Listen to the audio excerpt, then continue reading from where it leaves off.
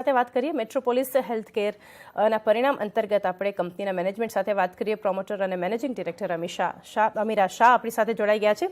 अमीरा जी, स्वागत है शो पर. और सबसे पहले हम शुरुआत करेंगे ओवरऑल नंबर्स के ऊपर. अगर थोड़े नरम यहाँ से हम नंबर्स देख रहे हैं, कोविड से शायद कंपेयर ना करें अगर इस क्वार्टर को, तो कहाँ से आपको प्रेशर मिलता हुआ दिख रहा है? एक्स कोविड में कैसा परफॉर्मेंस अभी फिलहाल चल रहा है?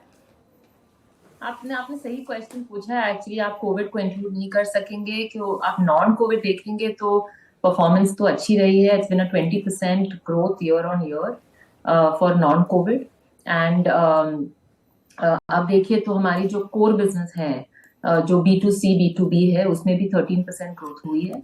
तो आई थिंक परफॉर्मेंस स्ट्रांग है. रेवेन्यू पे भी आप देखिए, रेवेन्यू पर पेशेंट पे भी we have had a 3% increase compare to last quarter last year. So I think जो भी KPIs हैं वो स्ट्रांग है. ऑपरेटिंग परफॉर्मेंस, मार्जिन पे भी हमने प्रोटेक्ट किया है अपने मार्जिन परसेंटेज को, जो मैच्योर लैब्स हैं उस पे. अब देखिए तो थोड़ी डाइल्यूशन हो रही है, क्योंकि हमने नए लैब शुरू किए हैं, और वो नए लैब्स ऑब्वियसली जब शुरू करेंगे तो शॉर्ट टर्म में कुछ तो ऑब्वियसली प्रॉफिट इम्पैक्ट आएगा. बट वो जरूरत है, क्योंकि टियर 2 टियर 3 टाउन्स में एक्सपैंड करने की बहुत आवश्यकता है. जी डेफिनेटली. और अमीरा जी, जैसे कि मार्जिन्स के बारे में आप बात कर रहे थे, मार्जिन्स में एक एक्सपेक्टेड रेंज में आपको पूछना चाहूँगी. इट्स अराउंड 25, जो कि हम ग्राफ में भी देख रहे थे, चार्ट में भी. तो आगे चलकर क्या एक्सपेक्टेशंस है आपकी? कुछ रेंज में इसमें बदलाव है या कैसे ऊपर जाता हुआ दिख रहे हैं आप? नहीं, आप देखेंगे तो जो रिपोर्टेड EBITDA है अराउंड ये रेंज ही रहेगा. जो ऑपरेशनल EBITDA है वो दैट इज क्लोजर टू 28%. और वो जो गैप आ रहा है वो मैंने बताया, वो लॉस मेकिंग लैब्स की वजह से और CSR और ESOP की वजह से आ रहा है. बट जो रिपोर्टेड EBITDA है आसपास सिमिलर रहेगा. ओके. अमीरा जी, नेक्स्ट न्यू लैब्स एडिशन के ऊपर मैं पूछना चाहूँगी, कितना इन्वेस्टमेंट यहाँ से आप कर रहे हैं और फुटप्रिंट्स जो है आप कैसे यहाँ पर बढ़ाएंगे? जैसे कि पहले बात हुई थी, आपका जो एक टारगेट था ईयर 2025 तक 19 लैब्स एडिशन का, जो यहाँ से लक्ष्यांक था 1800 कलेक्शन सेंटर, तो ये टारगेट को कुछ आगे पीछे कर रहे हैं आप? कैसे चल रहे हैं इसको लेकर? नहीं, हम देखें तो 9 मंथ्स में जो ये साल में हुआ है, we have grown about mid teens, about 15% year on year for non-COVID. और यही हमारी फोकस रहेगी आगे जाकर. ओके. ये एक आपका यहाँ से एक व्यू आ रहा है. और नए एडिशन के बारे में अगर बात करें तो यहाँ से मैम डेवलपमेंट के लिए कैसे इंटरनल अप्रूवल्स जो है वो चल रहे हैं, और साथ ही कितना एक्सपेंस यहाँ से न्यू एडिशन के बारे में, जैसे आपने बताया लैब्स के ऊपर, तो कितना चाहता है, और एबिटा पॉजिटिव कब तक होने का कुछ अनुमान है यहाँ से नए एडिशंस के चलते? आप देखिए तो हमने एक गोल लिया था 90 labs, 90 labs and 1800 centres by 2025. तो ये हम ट्रैक पे चल रहे हैं. और जब हम नया लैब शुरू करते हैं तो यूजुअली 2 साल ऑपरेटिंग लॉस रहता है. उसके बाद ब्रेक इवन हो जाके प्रॉफिट में चले जाता है, और ऑफ कोर्स पे back is a little bit longer. But ये जो लैब्स है शुरू करना टियर 2 टियर 3 टाउन्स में बहुत इंपॉर्टेंट रहती है. एंड आप देखिए तो ये जो ग्रोथ होगा वहां पे, वॉल्यूम होगा, that will come back to help us. Okay. तो यहाँ से कुछ हेल्प दिख रहा है. साथ ही अमीरा जी, वैसे थोड़े पुराने न्यूज़ हम बोल सकते हैं, स्टेक सेल के ऊपर जो कुछ भी न्यूज़ आए थे, कमेंट्स भी वैसे तो मैनेजमेंट की साइड से हमको दिख रहे हैं, पर इसके बीच में जो भी खबर थी फ्यू मंथ्स बैक, तो इसको आप कैसे समझाना चाहेंगे? इसके ऊपर आपके क्या कमेंट्स रहेंगे? हमने सभी को इंटीमेशन दी थी ऑलरेडी नवंबर में जब ये हुआ था.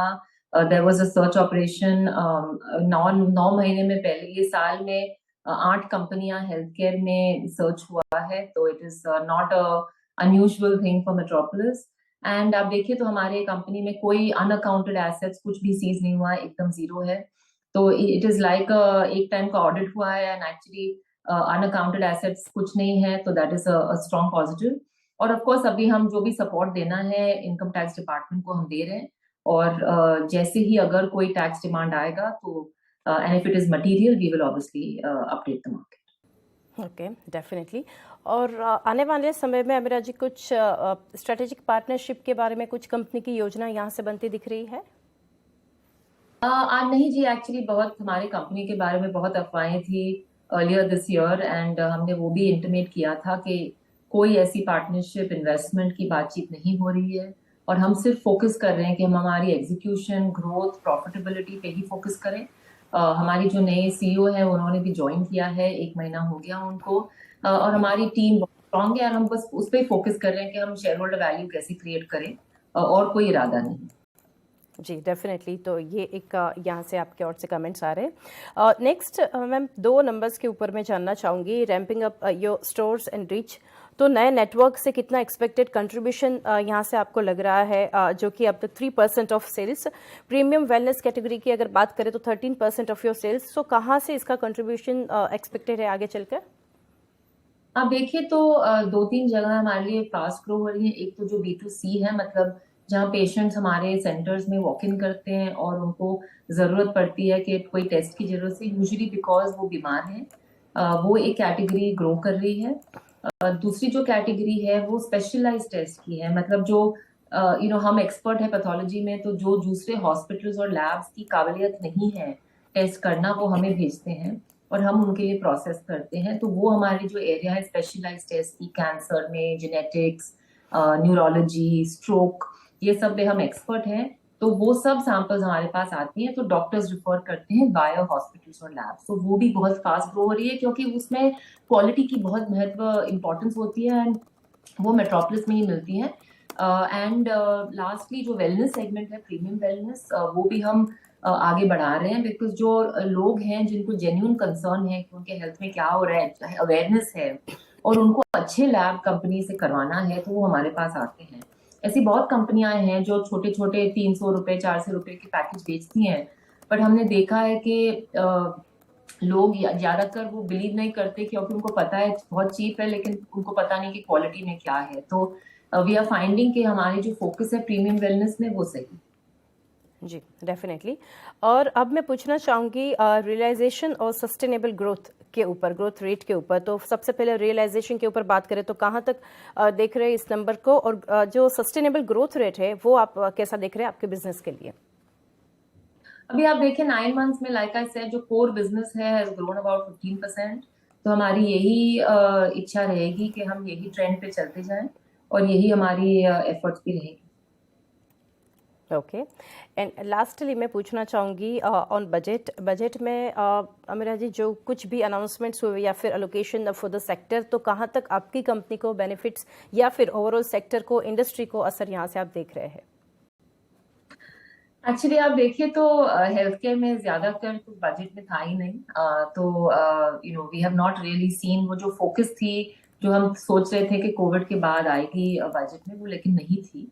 एंड आई थिंक एक्चुअली आप देखिए तो प्राइवेट सेक्टर जो है, एक्चुअली 70-75% हेल्थ केयर, इंडिया की जो हेल्थ केयर नीड्स है उसका ख्याल। तो एक्चुअली गवर्नमेंट से क्या जरूरत है is more than budget, is policy making, कि आप प्राइवेट सेक्टर के साथ वर्क कीजिए और पॉलिसी से बनाइए, और फिर private sector can make investments and grow and help the country. Because government अकेले उनके लिए बजट एलोकेशन करके पूरे इंडिया का ख्याल रखना पॉसिबल ही नहीं है। तो आज के दिन में भी private sector takes care of 70-75% of all health care needs. Okay Amira ji, बहुत बहुत शुक्रिया हमारे साथ जुड़ने के लिए, and best wishes for coming quarters. Thank you ma'am.